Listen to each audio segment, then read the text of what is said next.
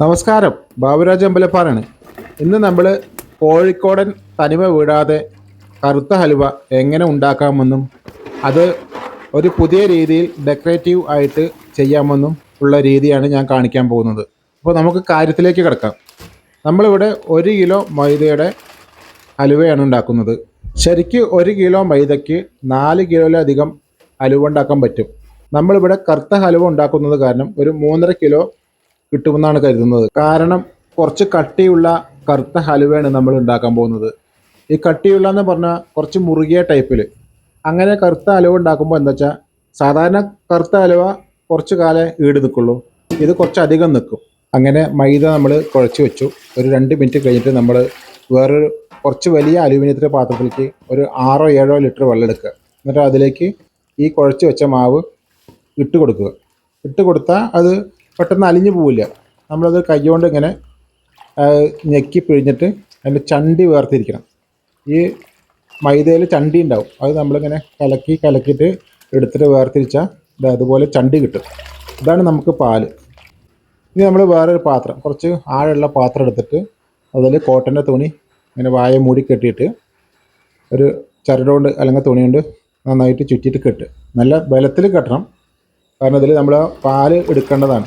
മൈദയുടെ പാല് ക്ലിയറായിട്ട് വേർതിരിച്ചെടുക്കാൻ വേണ്ടിയിട്ടാണ് നമ്മൾ ഈ കോട്ടൻ്റെ തുണി വെച്ചിട്ട് ഇങ്ങനെ അരിച്ചെടുക്കുന്നത്. 1 കിലോ മൈദയ്ക്ക് ഇത്രയും വെള്ളം ചേർത്താലേ നമുക്ക് ആ പാല് കറക്റ്റായിട്ട് ക്ലിയറായിട്ട് നീക്കിയെടുക്കാൻ പറ്റൂ. കുറച്ച് വെള്ളമാകുമ്പോൾ നമുക്കത് ബുദ്ധിമുട്ടാവും. ഇങ്ങനെ നമ്മൾ ഈ തുണിക്കെല്ലാം പാലും ഒഴിച്ച് ചേർത്തിട്ട് നമുക്ക് ക്ലിയർ ആക്കിയിട്ട് ഈ ചണ്ടി വേർതിരിച്ചെടുക്കണം. അങ്ങനെ അവസാനം കണ്ടില്ലേ പാത്രത്തിൻ്റെ അടിയിൽ ചണ്ടി, ഈ ചണ്ടി ഇനി താഴേക്ക് പോകാതെ നമ്മൾ നോക്കിയിട്ട് അതിൻ്റെ പരമാവധി പാല് അതിൻ്റെ അടിയിലേക്ക് ഊറി ഇറങ്ങാൻ വേണ്ടിയിട്ട് അമർത്തി ഞെക്കി പിഴിയുക. എന്നിട്ട് ഇങ്ങനെ ഇതാണ് വേസ്റ്റ്. ഇത്രയും വേസ്റ്റ് ഉണ്ട്. ഇങ്ങനെ വരുന്ന വേസ്റ്റ് നമുക്ക് ഒന്നിനും പറ്റില്ല, അത് ഉപയോഗശൂന്യമാണ്, അത് വലിച്ചെറിയാനേ പറ്റുള്ളൂ. ഇനി മൂടിക്കെട്ടിയ തുണി ഊരി മാറ്റാം. മൈദയുടെ പാല് അടങ്ങിയ വെള്ളമാണിത്. ഇതിൽ നമുക്ക് പാല് ഇനി വേർതിരിച്ചെടുക്കണമെങ്കിൽ നമുക്കതൊരു 24 മണിക്കൂർ ഇത് റെസ്റ്റ് ചെയ്യാൻ പറ്റണം. അതായത് ഈ പാത്രം അനങ്ങാതെ ഒരു ഭാഗത്ത് മൂടി വയ്ക്കണം. മൂടി വയ്ക്കുക പറഞ്ഞാൽ 24 മണിക്കൂർ. അപ്പോൾ നമുക്ക് 24 മണിക്കൂർ കഴിഞ്ഞു. അതിനുശേഷം നമ്മൾ എടുത്തപ്പോൾ പാലൊക്കെ നല്ല ഊറി സെറ്റായി വന്നിട്ടുണ്ട്. ഇനി മുകളിലത്തെ വെള്ളം നമ്മൾ ഊറ്റിക്കളയണം, ആ പാല് പോവാതെ കിട്ടണം. അപ്പോൾ നമുക്കൊരു 1.5 ലിറ്റർ നല്ല തികഞ്ഞ പാല് കിട്ടിയിട്ടുണ്ട്. ഇനി നമുക്ക് വേണ്ടത് ഗ്രാമ്പ് വേണം, കുറച്ച് പട്ട, ഏലക്കായ, ഒരു ജാതിക്ക. ഇത് നമുക്ക് ചെറുതായിട്ടൊന്ന് ചൂടാക്കണം. പൊടിക്കളാണ്. പിന്നെ 2 തേങ്ങ, അണ്ടിപ്പരിപ്പ്, പിന്നെ 1 ലിറ്റർ വെളിച്ചെണ്ണ വേണം. വെളിച്ചെണ്ണയിലാണ് നമ്മൾ ഉണ്ടാക്കുന്നത്. പിന്നെ ടൂട്ടി ഫ്രൂട്ടി, നെയ്യ് 100 ഗ്രാം. പിന്നെ ഞാൻ മരത്തിൻ്റെ ഒരു പെട്ടി ഉണ്ടാക്കിയിട്ടുണ്ട്. പിന്നെ നമുക്ക് നല്ല നിറമുള്ള ശർക്കര വേണം, 2.5 കിലോ. ഈ പെട്ടിയിലാക്കി വെച്ചിട്ടുണ്ട്.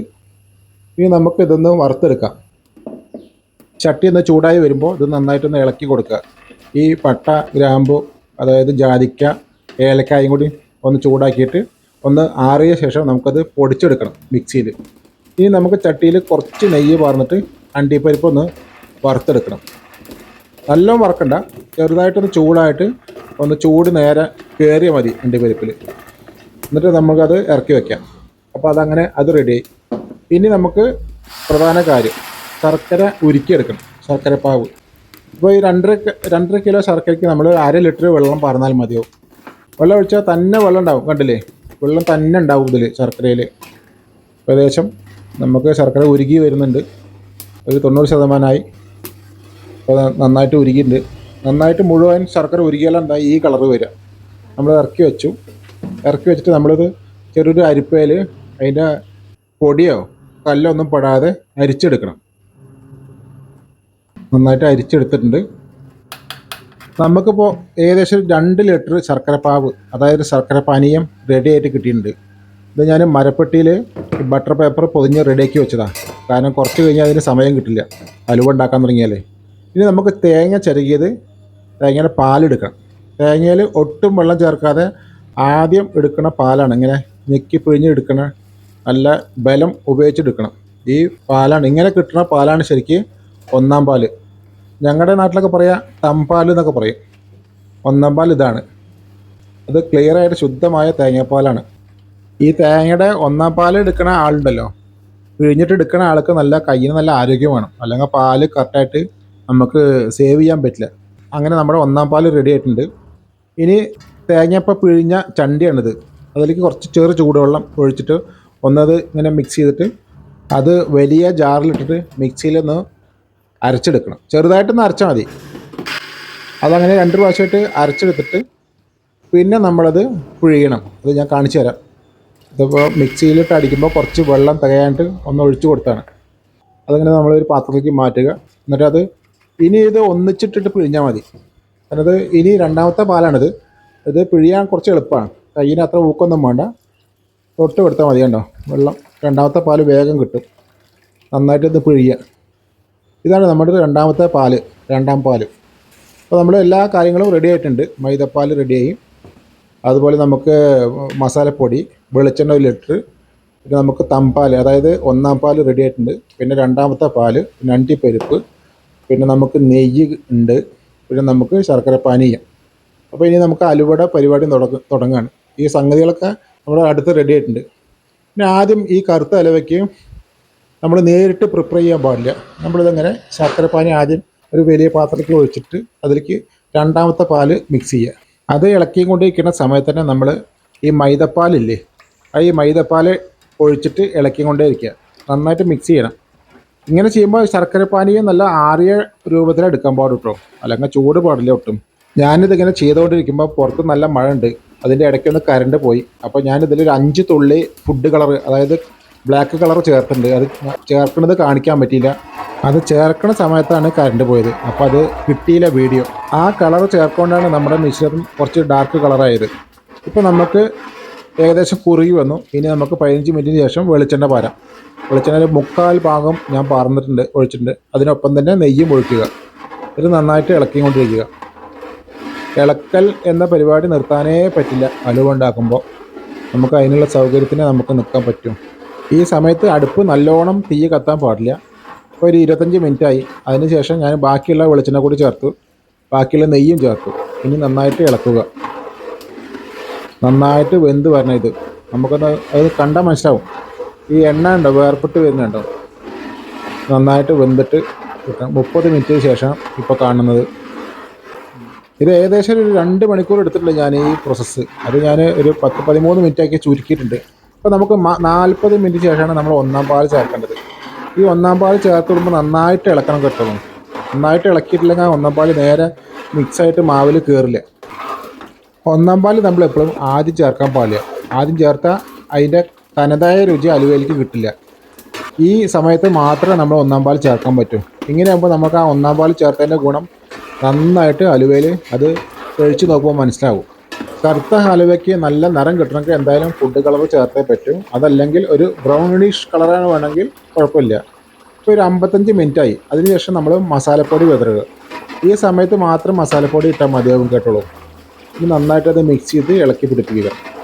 ഇപ്പോൾ നമ്മൾ ആ ചട്ടം കൊണ്ട് ഇനി പറ്റില്ല ഇളക്കാൻ, കാരണം കയ്യിന് ബലം പോകാൻ തുടങ്ങി. അപ്പോൾ ഞാൻ മരത്തിൻ്റെ ഒരു ചട്ടം കൊണ്ടാക്കിയതാണ്, കുറച്ച് നല്ല വണ്ണത്തിലും ബലത്തിലും. അതുകൊണ്ടാകുമ്പോൾ നല്ല സുഖമാണ്. അതിൻ്റെ എഡ്ജൊക്കെ ഞാൻ ഷാർപ്പൊക്കെ കളഞ്ഞിട്ട് നന്നാക്കി ഉണ്ടാക്കിയിട്ടുണ്ട്. ഇത് ഭാവിയിൽ ആവശ്യം വരും. ഇനി എനിക്ക് അലുവൊക്കെ ഉണ്ടാക്കിയിട്ട് വീഡിയോ ഇടണമെന്നുണ്ട്. നിങ്ങൾ ഈ വീഡിയോ കാണുമ്പോൾ സബ്സ്ക്രൈബ് ചെയ്യാൻ മറക്കല്ലേ എൻ്റെ ചാനൽ. ഈ മരത്തിൻ്റെ ചട്ടം കൊണ്ട് ഇളക്കുമ്പോൾ നന്നായിട്ട് ഇളക്കാൻ പറ്റുന്നുണ്ട്. ഇപ്പോൾ നമ്മൾ ഉണ്ടാക്കാൻ തുടങ്ങിയിട്ട് ഏകദേശം 1 മണിക്കൂർ കറക്റ്റായി. ഇനി നമുക്ക് അണ്ടിപ്പരിപ്പ് ഇട്ടിട്ട് നന്നായിട്ട് ഇളക്കി മിക്സ് ചെയ്യാം. ഇപ്പോൾ നല്ല ബലം വന്നിട്ടുണ്ട്. ശരിക്കും സാധാരണ അലുവ, സോഫ്റ്റ് അലുവ വെച്ചാൽ ഒരു 10 മിനിറ്റ് മുമ്പേ നമ്മൾ ഇറക്കി വെച്ചിട്ട് സേവ് ചെയ്യണം. ഇതിപ്പോൾ നല്ല ടൈറ്റായിട്ട് വന്നിട്ടുണ്ട്. പാകം നോക്കൽ ഇങ്ങനെയാണ്. കയ്യിൽ ഒട്ടുമില്ല, പാത്രത്തിൽ ഒട്ടില്ല, ഇങ്ങനെ ഉരുണ്ട് കിട്ടും, കണ്ടില്ലേ.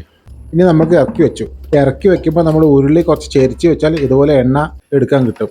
ഇനി മരം കൊണ്ടുണ്ടാക്കിയ ബോക്സിലേക്ക് അണ്ടിപ്പരിപ്പ് ഡെക്കറേഷൻ ചെയ്യുക. എന്നിട്ട് നമ്മൾ ഈ ചൂടുള്ള അലുവ അതിലേക്ക് ഒഴിച്ചു കൊടുക്കുക, ഇട്ട് കൊടുക്കുക. എന്നിട്ട് നമ്മൾ നന്നായിട്ട് കുത്തി നിറയ്ക്കണം. ചപ്പാത്തി കോലുണ്ട് ഇതതുപോലെ. എന്നിട്ട് ചെറിയൊരു പാത്രം, ഒരു അടി പരന്ന പാത്രം കൊണ്ട് അമർത്തിയിട്ട് ആ മുകൾ ഭാഗം കറക്റ്റായിട്ട് വയ്ക്കുക. ഞാനിതൊരു ചെറിയൊരു പലയെ വെച്ചിട്ട്, ഈ ബട്ടർ പേപ്പർ വെച്ച പല സ്ക്വയറായിട്ട് വെച്ചിട്ട് അതിൽ വെച്ച് അമർത്തുന്നുണ്ട്. അതിൻ്റെ സൂത്രം ഞാൻ കാണിച്ചു തരാം പിന്നീട്. ഇനി നമുക്ക് കുറച്ച് ഒരു 1/2 കിലോ ഗ്രീൻ ഹലുവ ഉണ്ടാക്കണം. അതിന് നമ്മൾ ഒരു 1/2 ലിറ്റർ വെള്ളം അടുപ്പത്ത് വെച്ചു. അതിലൊരു 400 ഗ്രാം പഞ്ചസാര ഇട്ട് ഇളക്കി. നേരത്തെ കുറച്ച് മാറ്റി വെച്ച മൈദപ്പാൽ ഇതിൽ ഒഴിക്കുന്ന സീന് എടുക്കുന്ന സമയത്ത് അപ്പം തന്നെ കറണ്ട് പോയി രണ്ടാമത്. അപ്പോൾ അത് എടുക്കാൻ പറ്റിയില്ല. നിങ്ങൾ ദയവായിട്ട് ക്ഷമിക്കണം. ഇപ്പോൾ ആ മൈദപ്പാൽ ഇതിൽ ഒഴിച്ചിട്ട് നമ്മൾ ഗ്രീൻ ഹലുവ ഉണ്ടാക്കുകയാണ്. ഇത് ഏകദേശം കുറുകി വന്നിട്ടുണ്ട് മാവ്. ഇപ്പോൾ ഏകദേശം 20 മിനിറ്റായി. അതിനുശേഷം നമ്മൾ ഏലക്കപ്പൊടി കുറച്ച് മാത്രം ഇട്ടാൽ മതി. ഇട്ടിട്ട് കുറച്ച് കളർ ചേർക്കണം, ഗ്രീൻ കളർ, പച്ച കളർ.